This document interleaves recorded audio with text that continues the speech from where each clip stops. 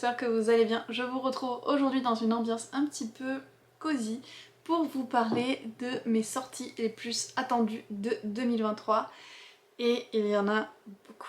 Je vais commencer par les sorties en français parce qu'il n'y en a pas beaucoup puis c'est assez particulier. Il y en a certaines que j'ai déjà lues mais je voulais vous les mentionner parce qu'elles sont géniales et il faut que vous les ajoutiez à votre pile à lire. Donc les trois que j'ai vus qui sortaient en français que j'ai adoré en anglais, c'est Book of Night de Holly Black, où on va suivre Charlie qui est une voleuse assez douée qui va se retrouver embrigadée dans une espèce de vol qui va mal tourner, qui est associé à un complot de magie. L'univers dans lequel elle vit est aussi assez particulier parce que c'est notre monde, sauf qu'il existe la magie des ombres. Donc on peut manipuler sa propre ombre, voire l'ombre d'autres personnes et se faire attribuer comme ça des pouvoirs. Donc Charlie se retrouve vraiment mêlé à tout ça. Son copain disparaît aussi. Elle se retrouve à chaque fois sur des scènes de meurtre. Tout va mal et elle va essayer de s'en sortir. J'ai adoré ce livre, il fait partie de mon top 10 de l'an dernier, donc bien sûr je suis trop contente qu'il soit traduit et j'ai hâte de voir les réactions à sa traduction. Un autre livre que vous devez absolument ajouter à votre pile à lire, c'est Le Pont des Tempêtes. En anglais c'était The Bridge Kingdom, je l'ai lu cette année et je l'ai vraiment adoré. C'est un roman qui est auto-édité en anglais, donc super cool qu'une maison d'édition s'en occupe pour qu'il puisse être traduit.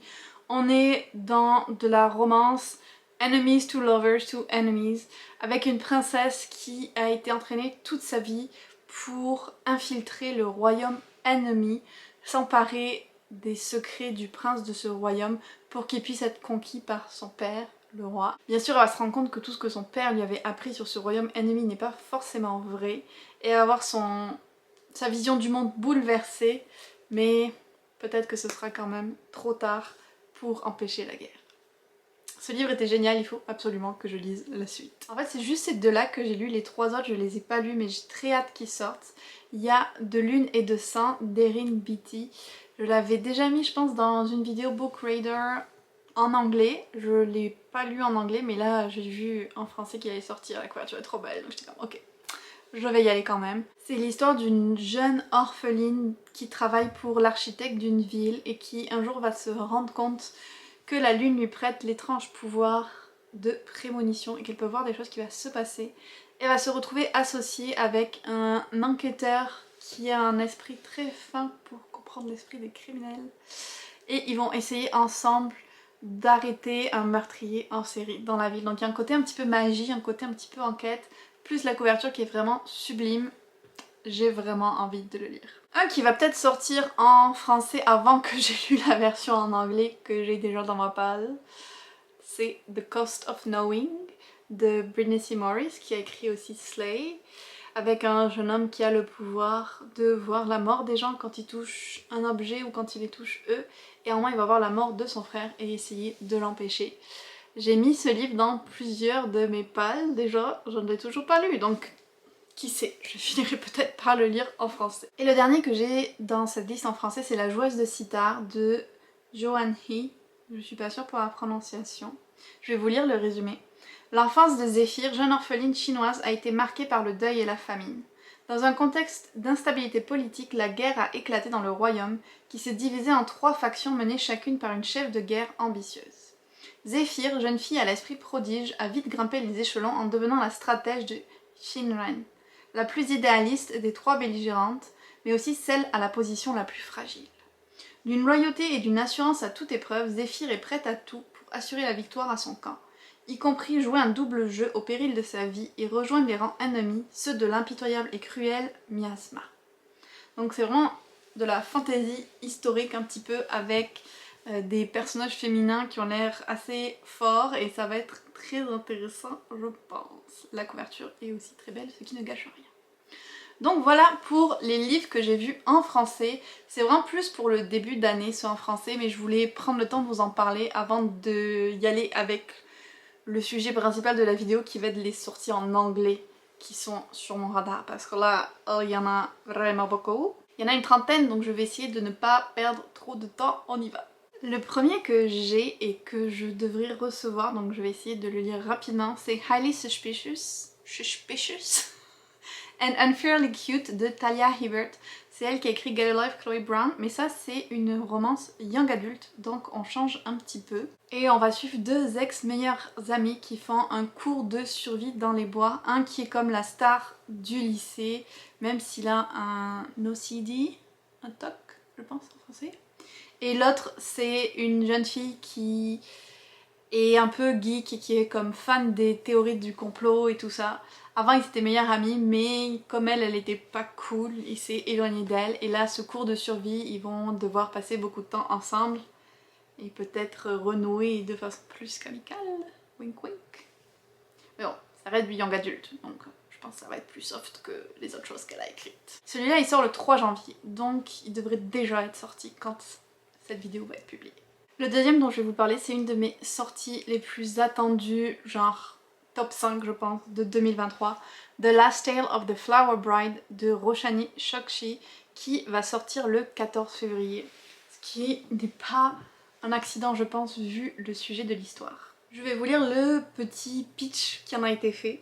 A sumptuous, gothic-infused story about a marriage that is unraveled by dark secrets, a friendship cursed to end in tragedy, and the danger of believing in fairy tales. Et c'est un roman adulte, le premier de l'autrice, donc ça me donne encore plus hâte de le découvrir, avec ce mélange un peu d'histoires sombres et tragiques, contes de fées, tout à la fois. Oh, j'ai extrêmement hâte. Et en plus j'ai reçu le service presse, donc je vais pouvoir l'attaquer dès que je veux.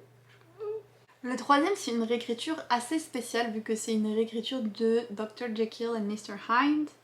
My Dear Henry, a Jekyll and Hyde remix de Kaylin Byron qui a écrit This Poison Heart que j'avais adoré.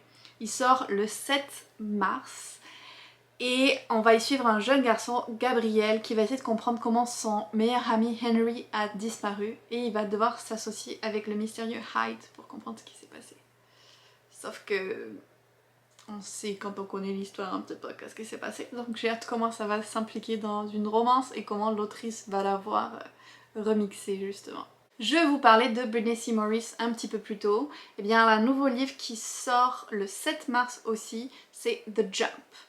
Forcément je vais l'acheter parce que je suis sûre que je vais aimer tout ce que fait cette autrice, même si j'ai lu un seul livre d'elle. Des fois il m'en faut pas plus. Dans ce livre-là, on va suivre un groupe de jeunes adolescents qui sont assez défavorisés à Seattle, qui vont rejoindre une chasse au trésor très dangereuse pour gagner un prix qui pourrait sauver leur famille et leur communauté. Connaissant Brittney C. Morris, il va sûrement y avoir beaucoup de surprises dans cette chasse au trésor. Puis c'est un livre avec une sorte de compétition, donc j'adore ça. Ça va être vraiment chouette. Un troisième qui sort le 7 mars, décidément c'est une bonne date pour les sorties. The Adventures of Amina al-Sirafi de S.A. Chakraborty, qui a écrit La Cité de Laiton. Je vais vous lire pareil le petit pitch parce que je pense que ça explique mieux que ce que moi je pourrais faire. A new trilogy of magic and mayhem on the high seas in this tale of pirates and sorcerers, forbidden artifacts and ancient mysteries, in one woman's determined quest to seize a final chance at glory and write her own legend. Donc une femme pirate qui vit des aventures. Absolument que je veux lire ça. Le prochain livre, je sais juste qu'il va sortir en avril, il n'y a pas de date exacte, donc possible qu'il soit repoussé. Mais c'est une anthologie, Twice Cursed, qui reprend les malédictions de différents contes de fées. Et il y a des auteurs comme Neil Gaiman, Catherine Arden qui vont écrire dedans. C'est deux auteurs que j'adore, donc j'avais pas besoin d'en lire plus. Ma passion d'anthologie a frappé et ça va s'est retrouvé très rapidement dans ma palle. Le 25 avril, il y a un nouveau TJ Klune qui sort et que bien sûr je vais de suite acheter. C'est In the Lives of Puppets, sur des robots qui vivent dans une forêt. Déjà, ça me donne une vibe A Psalm for the Wild Builds et je suis tout à fait pour. Il y a un robot qui va se faire capturer par d'autres robots de ce que j'ai compris et donc les deux autres vont essayer de partir à sa recherche et de le sauver, ce qui va les faire questionner aussi sur les liens entre eux, sur l'amour, sur qu'est-ce qui les unit ensemble. J'ai trop hâte et la couverture est vraiment belle. Un autre de mes livres les plus attendus de 2023, et pourtant j'ai appris qu'il sortait il y a vraiment pas longtemps. C'est Warrior Girl Unearthed d'Angeline Boulet, qui est celle qui a écrit Firekeeper's Daughter, Une dose de rage en français. J'avais adoré son premier livre et là son deuxième, c'est un livre sur une jeune femme autochtone, Ojibwe aussi, qui va s'allier avec d'autres adolescents pour faire un casse dans un musée et récupérer les restes d'une ancienne femme qui est Warrior Girl, qui avait été, dont les restes avaient été pris par les colons pour les mettre dans leur musée, et donc elle veut les récupérer pour qu'ils retournent dans sa communauté où est leur vraie place. Donc un truc un peu Indiana Jones mais version autochtone et avec toujours cette écriture d'Angeline Boulet. Je suis 100% prête à le lire. Le prochain, je l'ai aussi rajouté récemment à ma liste, il sort le 9 mai et c'est The Water Outlaws de S.L. Huang, qui raconte l'histoire d'une jeune femme qui a travaillé très fort toute sa vie pour être maître d'armes pour l'empereur. Et à un moment, suite à des affaires politiques, elle va se retrouver comme avec sa tête mise à prix et s'enfuir, et elle va devenir une hors-la-loi et former sa bande. Et ça avait l'air vraiment, vraiment hyper intéressant comme histoire. Je sais pas si c'est inspiré d'un personnage historique ou pas, mais j'adore voir les histoires fantasy s'écrire avec des personnages féminins comme ça. Donc j'espère qu'il va être vraiment bien celui-là. Le 30 mai, il y a Witch King de Martha Wells qui sort et qui, je pense, est une des sorties largement attendues en 2023. C'est plus de la fantasy, alors que Martha Wells avait écrit le Murder Boat Diaries, donc qui est de la science-fiction, donc je pense qu'il y a beaucoup de gens qui sont impatients de la découvrir dans ce genre-là. Et ça va être l'histoire de Kay, qui a été assassinée et dont l'esprit demeurait comme inconscient mais toujours là, jusqu'à ce que un magicien essaie de s'en emparer et qui va venir le réveiller. Donc Kay va essayer de comprendre qu'est-ce qu'il fabrique là, qui il était, qui l'a tué, pourquoi. Et ça a l'air assez intriguant et écrit d'une façon particulière, donc j'ai hâte de voir qu'est-ce que ça va donner. J'ai pas encore lu des Martha Wells, pourtant je lisais dans Wattpad. Oh, j'en avais oublié un qui sort le 9 mai et qui a l'air génial. To Shape a Dragon's Breath de Moniquel Black Goose. Je vais vous lire aussi un petit bout du résumé. A young indigenous woman enters a colonizer-run dragon academy and quickly finds herself at odds with the approved way of doing things in the first book of this brilliant new fantasy series. Donc une nouvelle série fantasy avec une jeune femme autochtone avec des dragons. Et qui va revenir mettre en question l'ordre établi. Je dis oui, sans hésitation. Il y a un peu comme un sous-thème, j'ai l'impression, dans les lectures, parce que là je vais vous parler de Deep as the Sky, Red as the Sea de Rita Changeping, qui est sur une femme pirate chinoise et qui était comme une reine des pirates. Et je me demande d'ailleurs si je viens pas de voir un épisode de Doctor Who avec elle. Possible. En tout cas, je trouve qu'il y a une espèce de thème dans mes lectures autour de cette idée de soit pirate femme, soit hors-la-loi femme et tout ça, et j'adore. Donc je vais peut-être les regrouper toutes ces lectures pour faire un vlog à thème, vous me direz si c'est quelque chose qui vous intéresse. Quand je vous disais qu'on a un thème, le prochain c'est Darkwater Daughter de H.M. Long. A storm singer and pirate hunter join forces against a deathless pirate lord in this swashbuckling Jacobian adventure on the high seas. Encore une fois, des pirates, de la magie. C'est le thème 2023 et lui, il sort le 11 juillet. J'en ai deux qui sortent le 25 juillet. Le premier, c'est The Sun and the Void de Gabriela Romero Lacruz. La couverture est très très belle. Et le petit résumé. In a lush world inspired by the history and folklore of South America, a sweeping epic fantasy of colonialism, ancient magic, and two young women's quest for belonging unfolds. Donc on a de la magie, on a de la mythologie ou des aspects culturels inspirés d'Amérique du Sud. On a deux personnages féminins qui vont vivre des épreuves sûrement pas faciles. Je suis intriguée. L'autre c'est Immortal Longings de Chloé Gang et l'histoire a l'air vraiment shakespearienne, j'ai envie de dire. D'ailleurs, c'est écrit que c'est inspiré de Antony et Cléopâtre de Shakespeare, avec un monde où des dieux se lancent dans une compétition mortelle et une jeune, je sais pas si elle est humaine ou divine, mais une jeune femme, Kala, qui va se retrouver entrer la compétition pour détruire la monarchie en place. Et pour réussir à faire ça, elle va s'allier avec Anton, qui lui cherche à ressusciter son amour d'enfance qui est dans le coma. Ils vont donc devoir travailler ensemble pour essayer de survivre à la compétition, mais Kala va finir par devoir choisir entre son amour naissant pour Anton et son royaume qu'elle veut récupérer. Je sais pas si ça a l'air de grand chose le résumé comme ça que je vous dis, mais c'est très compliqué, il est vachement long en anglais et assez complexe. Mais ça a l'air très bien. Le prochain sort le 1er août et il fait aussi partie de mon top 5 des livres les plus attendus de 2023. Et c'est Family Lore d'Elizabeth Acevedo, vous le savez, une de mes autistes préférées, qui cette fois va se lancer dans un livre adulte en plus, qui va explorer les relations entre les femmes d'une famille. Et je sens que ça va être génial. On change quand même pas mal de style par rapport à mes lectures habituelles avec le prochain livre qui sort le 15 août et qui est My Roommate is a Vampire de Jenna Levin. On repart dans du Twilight là un petit peu. Une jeune femme qui arrive à trouver une super bonne opportunité de location d'appartement parce que son colocataire ne vit que la nuit. Et il est un petit peu étrange. Elle va finir par découvrir que en fait c'est un vampire et il a une proposition un petit peu spéciale pour elle. La couverture, je le trouvais hyper tentante, donc même si j'ai toujours peur avec les histoires de vampires, celui-là, je vais l'essayer. Le 12 septembre, il y a une anthologie qui sort et je pense que le titre dit tout. In This Hallowed Halls, a Dark Academic Anthology, que j'ai prise notamment parce qu'il y avait Olivia Blake qui a écrit The Atlas Six et ML Rio qui a écrit If We Were Villains qui font partie des auteurs.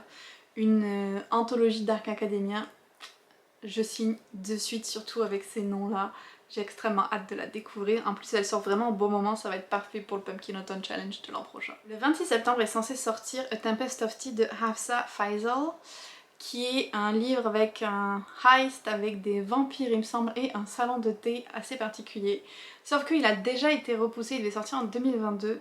Il n'y a toujours pas de couverture pour 2023, donc on verra s'il sort vraiment là ou pas. Et le dernier avec une date de parution que j'ai, c'est Gwen and Art Are Not in Love de Lex Crochet, qui sort le 28 novembre 2023, qui est une espèce de réécriture de la légende d'Arthur et Guenièvre, mais où Arthur préfère les hommes et Guenièvre préfère les femmes. Donc, comment va se passer leur relation et leur prétendu mariage avec ces intérêts-là?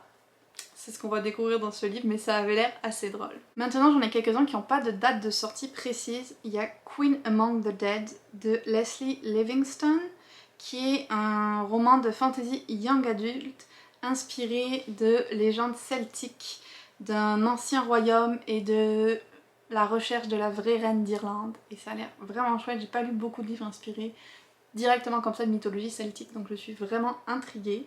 Le prochain fait très Vampire Academy, il s'appelle Court of the Undying Season de A.M. Strickland. Et en fait je vois que quand j'avais fait mon tableau j'avais pas la date mais elle est sortie et ça va être le 16 mai qui va être publié. Et c'est l'histoire d'une jeune fille qui va intégrer une école une école pour les vampires et où les étudiants humains peuvent soit devenir vampires, soit mourir, soit devenir un peu comme des esclaves, comme des bandes de sang je pense. Donc elle va essayer de survivre à travers tout ça. Et il y a aussi un nouveau livre d'Echo Brown, j'ai pas plus de détails dessus, qui est prévu pour 2023, mais vu que je lis tous les livres de cette autrice, c'est sûr que je vais lire celui-là. On a aussi The Death I Gave Him de M.X. Liu, qui a été juste pitché. Hayden Litchfield's breakthrough in his pursuit of immortality should be cause for celebration. Then he finds his father murdered and everyone thinks he did it. As he flees with their research, his uncle puts Elsinore Labs on lockdown and Hayden's only ally in the laboratories, AI Horatio. Donc un livre avec une intelligence artificielle, ça a toujours un bon potentiel.